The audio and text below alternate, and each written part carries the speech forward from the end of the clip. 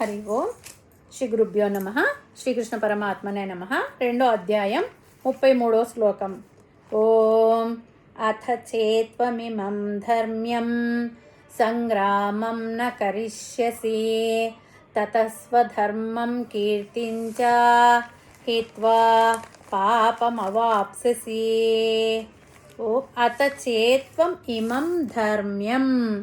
అర్జున, ఒకవేళ నీవు నీ స్వధర్మాన్ని అంటే ధర్మయుద్ధంలో ఉండే యుద్ధాన్ని నీవు చేయకపోతే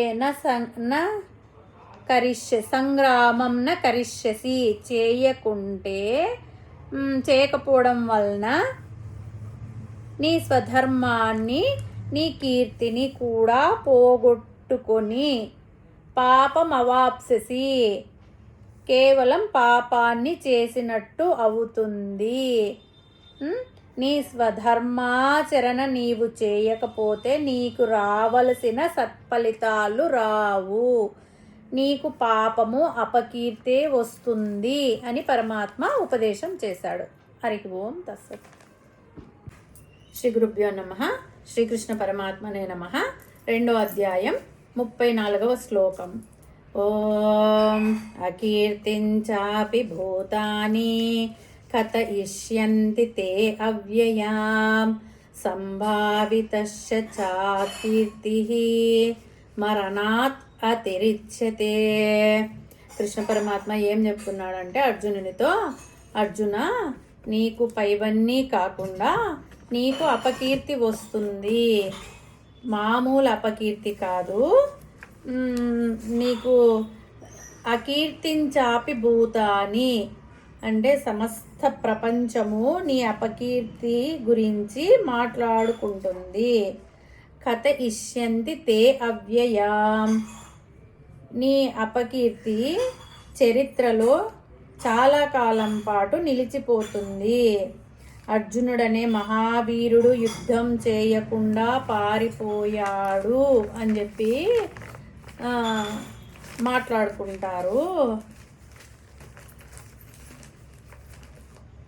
సంభావితస్య చాకీర్తి మరణాత్ అతిరిచ్యతే.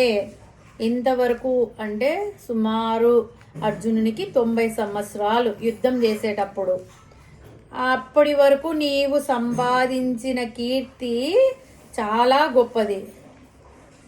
ఈయనది మామూలు కీర్తి కాదు కదా.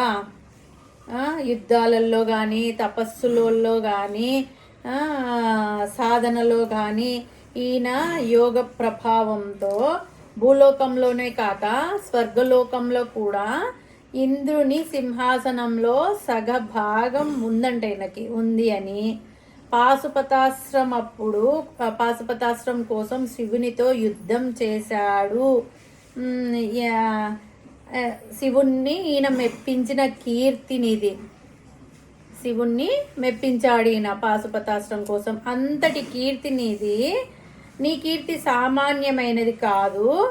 ఈ కీర్తిని పొందిన నీకు యుద్ధం నుంచి పారిపోయిన అపకీర్తి వస్తే దానికంటే మరణమే చాలా మేలు.